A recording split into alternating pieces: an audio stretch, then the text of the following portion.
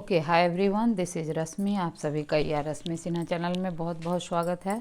हम लोग बात कर रहे हैं आप 2020 क्वेश्चन का आपका स्पेशल एग्ज़ाम जो आपका C++ प्रोग्रामिंग का है उसी का ऊपर हम लोग डिस्कस कर रहे हैं।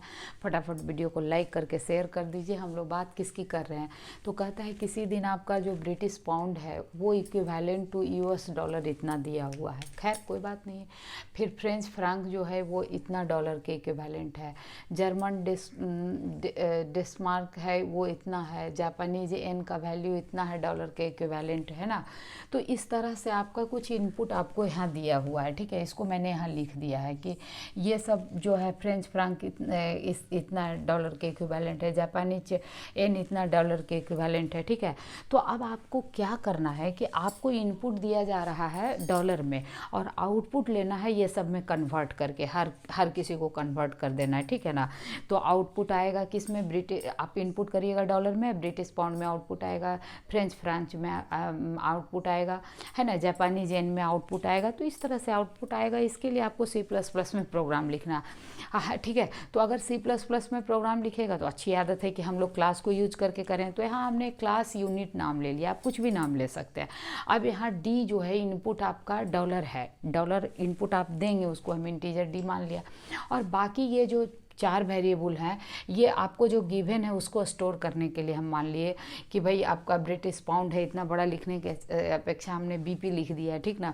तो इस तरीके से अब हम क्या किए हैं कि एक कंस्ट्रक्टर बना लिए और ये कंस्ट्रक्टर आपका यूनिट सेम क्लास का नाम का दे दिया। अब ये क्या है कि जो भी वैल्यू आपका सवाल में दिया हुआ है इन सब के करस्पॉन्डिंग उसको असाइन कर दिए। सिंपल सी बात है कि भाई कंस्ट्रक्टर का काम ही होता है क्लास के जो भी मेंबर वेरिएबल होते हैं उसमें इनिशियल वैल्यू असाइन करना। तो इनिशियल वैल्यू क्या होगा, जो आपको सवाल में गिवन है, तो इसको हम लोग असाइन कर दिए, ठीक ना। अब ये इनपुट खत्म हो गया, अब ये यूनिट खत्म हो गया। इनपुट एक फंक्शन बनाया जिसमें क्या कर रहे हैं हम लोग, D को इनपुट कर ले, डॉलर इनपुट करिएगा ना। और उसके बाद एक कन्वर्ट फंक्शन बनाया। इसका काम क्या होगा कि जो भी आप डॉलर इनपुट कर रहे हैं उसके करस्पॉन्डिंग ब्रिटिश पाउंड कन्वर्ट हो जाए, फ्रेंच फ्रांक कन्वर्ट हो जाए डॉलर के करस्पॉन्डिंग। तो उसका फॉर्मूला क्या होता है कि जो भी डॉलर है उसको ब्रिटिश पाउंड से डिवाइड कर दीजिए, वही ब्रिटिश पाउंड हो जाएगा। जो भी आपको जापानीज येन दिया हुआ उसको डॉलर से डिवाइड कर दीजिए, वो जापानी येन में कन्वर्ट हो जाएगा।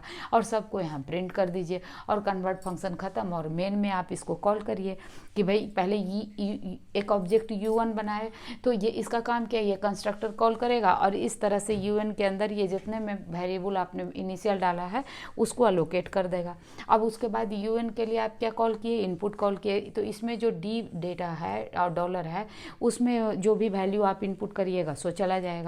और U1 कन्वर्ट जब डॉट कन्वर्ट कॉल कीजिएगा तो ये इस वैल्यू के लिए और D के लिए ये वाला फंक्शन कॉल करेगा और आपको आउटपुट दे देगा। तो आप कहिएगा मैम ये क्या वाकई इतना सिंपल है, देखने में तो इतना बड़ा सवाल लग रहा था। तो ये सच में इतना ही सिंपल है। आपका सवाल का लंबाई चौड़ाई देख के आपको एग्जाम में घबराना नहीं है।